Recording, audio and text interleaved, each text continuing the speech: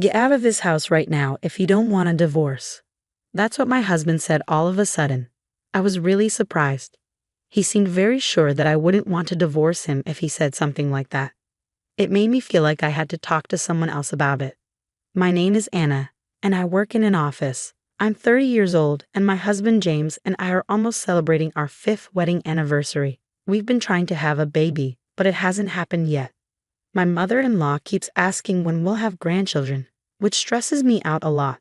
My father-in-law passed away a while ago, and my mother-in-law lives off the money he left behind. Her constant pressure about having grandchildren is really getting to me, maybe even making me feel like I'm going crazy. Even though James sees how stressed I am, he doesn't do anything to help. Lately, he's been taking his mom's side and blaming me for our problems. I used to really like him for being so kind when we were dating. But after we got married, he changed a lot. He didn't even ask me, he just decided we'd live near his parents' house. Almost every day when he's not at work, he wants me to go to his parents' house and do chores all day without any breaks. While I'm doing chores at my in-laws' house, they often go out or watch TV while laughing together. Once I got yelled at for making too much noise with a vacuum cleaner. After that, they told me not to use it and to clean with a broom and rag instead. Then my sister-in-law moved back in. She used to live nearby but had some problems and had to come back. Her coming back made things even harder for me. She has a 4-year-old daughter and wants me to make her lunch every day. When I say I can't because of my job, my mother-in-law gets mad and says, "Your sister-in-law is dealing with a divorce." My husband says, "Can't you help the family?" And my sister-in-law says, "It'll be good practice for when you have your own child." So I wake up at 4 a.m. every morning to make my niece's lunch and breakfast for my in-laws, then go back home to finish my chores and go to work. That's the tough routine I'm stuck in. And my husband doesn't help with anything at home. The only time I get to rest is during my work breaks. One day, my husband dropped a bombshell on me: "You should quit your job." I've talked to my mom and sister about it. You know she's having a hard time. Don't you understand? No, I don't get it, I said. He snapped at me and went to take a bath. I couldn't see why my sister-in-law's divorce meant I should quit my job. My husband has a low-paying job, and there are times when I earn more than him. Does he think we can live on his salary alone? Neither my mother-in-law nor my sister-in-law work. I don't understand why they can't handle the housework. Feeling like I couldn't handle it anymore, I grabbed my car keys and drove to my childhood home, which is a bit far from where we live now. My parents had moved overseas, so the house was empty. I couldn't bring myself to talk to them about what was happening. Whenever things got tough, I come here. This place is full of happy memories. While I was lost in thought, my phone rang. It was my husband. "Hey, you're gone after I got out of the bath. Are you at your parents' place again?" "Yes." "Can you stop going there every time something goes wrong?" His words didn't make sense to me. "I'll be working from here for a while, and no, I won't go to your parents' house either. Just come back home now." Feeling defeated, I went back home. Later, I quit my job in the fashion industry. My coworkers thought I might be pregnant, but they didn't know what was really going on. I never had any free time. I had to manage the household all day long. Even when I got sick with a bad cold and high fever, no one seemed to care. I felt like I was just a servant in this house, to be honest. But one day, something surprising happened. Can you guess what? My sister-in-law was getting married again, and her fiancé was a big-shot executive at a major company, making a lot of money. It was quite unexpected. My sister-in-law isn't exactly what you call beautiful, and her personality isn't the best. But hey, everyone has different tastes, and there are all kinds of people out there. The whole family was excited, talking about how she was marrying into wealth. My sister-in-law, all proud, showed me a photo of the guy. Him. As I looked at the photo, my husband said something unbelievable. "Because of this, Anna, your parents' house will become my sister's family place." Hold on. That house was left to me by my parents. It's not up to you to decide. The whole family has decided. You, who depends on my money, don't get a say in this. Was the person in front of me really my husband? That house was meant for me by my father, a place for me and my future children. James should know this. Why is he being so selfish? My heart couldn't take it anymore. And to make things worse, my mother-in-law said, "You can't even give us a grandchild." Can't you do something useful around the house for once? There was no one supporting me in this house. I hurriedly packed a few things and went to my parents' house, making a firm decision. I wasn't going back. A few days later, with no calls from my husband, I thought maybe he'd changed his mind. Then the doorbell rang suddenly. It was my husband and sister-in-law. "What are you doing here?" I asked. "We thought we'd take a look around," my sister-in-law said, pushing past me despite my protests. They ignored me, wandering through the house as if I wasn't there. "This house is pretty nice," my sister-in-law said. "Good for you, Anna. When are you moving out?" My husband asked, unchanged. "My sister's wedding is coming up soon. Get it together." As I stayed quiet, my husband added, "If you don't want a divorce, leave now." My husband was sure I wouldn't divorce him, smiling alongside my sister-in-law. Got it. Once I confirmed, my husband seemed pleased, saying it's all he wanted to hear. They're planning a family-only trip under the guise of celebrating my sister-in-law's wedding starting tomorrow.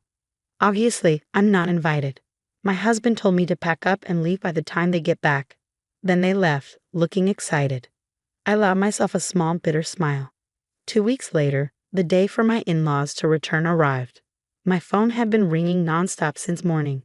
It was my husband, along with calls from my mother-in-law and sister-in-law. Unable to ignore it any longer, I answered. "Hey, Anna. Where are you?" "I'm at home," I replied. "Liar. You're not at the apartment or your parents' place. And what's this about a for sale sign on the family house?" "Yeah, I put it up for sale." "What? Why?" "Well, after you all laughed, I thought about it. The house you're in now just seems so dirty. I like things to be clean. I'm divorcing you." "Don't mess with me," my husband yelled. That was going to be my line. "Let's talk to our lawyers from now on," I said firmly and hung up on him while he was still yelling. On the day my husband and sister-in-law returned, I had already contacted a friend of my father's who runs a real estate company. I didn't know much about selling houses, but he kindly guided me, and we made a pretty good deal. By the way, the apartment we were living in was in my name, since my husband couldn't pass the screening process. Since I had no intention of staying there anymore, I canceled the lease while they were away and sent all of my husband's belongings to his parents' house, with them paying for delivery. Even after that, I kept getting calls from my in-laws, which I completely ignored. I recorded all the awful messages they left on my voicemail. According to my lawyer, my husband was hesitant about the divorce, even though he'd said he wanted it. It seemed he didn't want to lose his maid. I thought it would be a tough fight, but then suddenly, my husband agreed to the divorce. My lawyer told me they all showed up at his office, saying they wanted to divorce me and to do it quickly. My husband had been unsure about the divorce, but my mother-in-law convinced him that since my sister-in-law's new husband was rich, they could hire a new housekeeper with money and replace me with a younger wife. Hearing this, my husband agreed to the divorce. They also offered a small settlement if I agreed not to bother them anymore. I thought that was supposed to be my line, but I decided to accept their offer. Soon after, my sister-in-law got remarried. Life was quiet for a while after that. Taking care of myself turned out to be much easier than I expected. I wish I'd divorced sooner. Well, I'm finally free. Time to enjoy my new life. Just as I was starting to settle into my new life, out of nowhere, my in-laws showed up at my doorstep. The moment I opened the door, they barged in, and my ex-husband demanded, "We need to talk. Sit down." Feeling bewildered, I reluctantly took a seat. Then he said, "Come back home. We forgive you." I couldn't believe what I was hearing, so I replied, "Excuse me?" I wanted them to leave right away, so I joked, "How are you talking about your sister's husband? Has he vanished?" Their eyes widened as if to say, "How do you know about that?" And they stared at me. "What do you know?" my ex-husband asked. "Something. After we got married, he suddenly disappeared. We can't reach him," the mother-in-law added, sounding excited. "And to make things worse, he ran off with her family's money." "Was this your doing? You've brought us such bad luck, daughter-in-law." She looked like she was about to attack me. Tired of their accusations, I decided to reveal a truth to them. "Wow, I didn't know your sister liked hamburgers so much." "What? Why are you suddenly talking about hamburgers? Don't you know? Your sister's husband isn't some executive at a big company. He's just a part-time worker at a hamburger joint." Hearing this, my sister-in-law froze, speechless. I continued, Back when I was single, my friend and I used to visit different burger places. There was one where a guy always messed up orders and got yelled at. Turns out, it was your sister's husband. When I started dating my husband, he said no more burgers, so I stopped going. I recognized him from a photo your sister showed me, but I didn't want to interfere. When I showed her the burger joint's website for proof, she looked at her husband's picture there. By the way, I visited the shop recently, but he wasn't there anymore. He probably left town. That sounds like marriage fraud, doesn't it? That's what they call it. I'm sorry for your loss, the previously silent mother-in-law said. You knew and you didn't tell us. We took care of you, who couldn't even have children for years. You owe us, she continued. Fed up with her unreasonable accusations, I decided to reveal another truth I've been keeping. Firstly, I'm not the reason we couldn't have kids. Maybe my ex-husband can fill you in on that. The mother-in-law looked at her son in shock, and he guiltily avoided eye contact. When we couldn't conceive after marriage, at the mother-in-law's insistence, we got tested. Turns out, there was nothing wrong with me, but my husband had a very low sperm count. The doctor said he was the reason we couldn't have kids. When the mother-in-law asked about the test results, my husband instantly lied, saying I was the problem. I was furious, but they just kept saying things like, "You have to support your husband," refusing to face the truth. My ex-husband teamed up with my mother-in-law, blaming me for everything. Eventually he admitted, "Okay, I was wrong. When the house sells, we'll get a good amount of money, right? Let's all live happily as a family again," my ex-husband said. "Well, we've been through a lot, but let's get along from now on," my mother-in-law added. By the end of the day, I realized they probably came here today with the intention of getting their hands on my money. What a disgusting bunch. There's no way I'm getting back together with you, and I don't consider any of you family. Upon hearing this, my ex-husband snapped back. Feeling a bit too confident now, huh? I know you don't have much savings, even if you sell the house. How do you plan to survive? It seems he had snooped into my bank account during my single days, and now he had this smug look on his face, as if to say, "Now that you know, do as you're told." To mock my situation, the three of them were smirking at me, so I decided to tell them a little truth. Sure, I don't have much money saved up. I told you so. But actually, I've put my money into stocks enough to live without a job for a few years, at least. They looked surprised when they heard this. Ever since I was young, my dad was into stocks and making smart investments. I learned from him and made some good investments myself. The money that helped my parents move overseas came from those successful investments. I never told my greedy ex-family about this. Seeing their disappointed faces, I told them they could leave. But then I remembered something from our divorce agreement. If we meet without a good reason, one of us has to pay a penalty. I threatened to call the police if they didn't leave. That scared them off, and they hurried away. I called my lawyer right away and was told to let him know if they tried to come back. As expected, once they found out I had money, my ex-husband started begging me to get back together. He sent me messages with old photos and weird stuff like, "I'm here thinking about the good times." It was annoying, but I kept the messages as proof. I wondered how he could text me all day and still work, but I didn't really care. When he started bothering my friends, I had enough. I warned him that I'd go to the police if he kept it up. I sent him a picture of our divorce agreement and the nearest police station. After that, he stopped messaging me and I never heard from him again. I thanked my lawyer, and then he told me something shocking. Turns out, my ex-husband had a plan to rely on his sister's new husband for money. He even quit his job when she got remarried. It was pretty dumb of him to leave a good job at a good company. I've asked for some documents. They should be coming soon, I told my lawyer. I had also asked another lawyer for help with a different issue. After we got married, I started noticing something strange. My favorite things were slowly disappearing. First, it was a necklace I bought when I was single. Then, it was a fountain pen my parents gave me when I started working. Bags, rings, and especially the fountain pen, which meant a lot to me, all vanished one by one. When I confronted my husband about the missing things, he just yelled at me to stop worrying.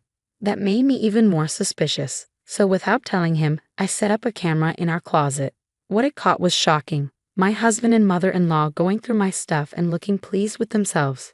And when my sister-in-law moved back in, the camera showed 3 of them instead of 2. They took advantage of me not saying anything and kept doing it. They were secretly selling my stuff for money. They probably noticed the balance in my bank account and thought they could get away with it. This went on until we got divorced, and I gathered a lot of evidence. When they thought I wouldn't do anything, I sued them for damages and emotional distress caused by their actions. They're probably freaking out now, but they brought it on themselves. As for what happened to them, my sister-in-law's ex-husband found out about the incident and took custody of their daughter. Since my sister-in-law didn't seem to care much for her daughter, I felt relieved. Recently, I saw the daughter and her ex-husband happily shopping together, holding hands. She had a genuine smile, something I rarely saw when she was with my in-laws. The three of them, who wanted to live comfortably, tried to get welfare, but they were denied because they were healthy and didn't qualify. My husband, too proud to find another job, ended up begging his old workplace for his job back. But they were glad he had quit and called the police when he wouldn't leave. Now he has to take day labor jobs to make ends meet. My mother-in-law and sister-in-law had to pay me compensation, so they both started working part-time at a nearby supermarket. But since they weren't used to working, they struggled with their new jobs.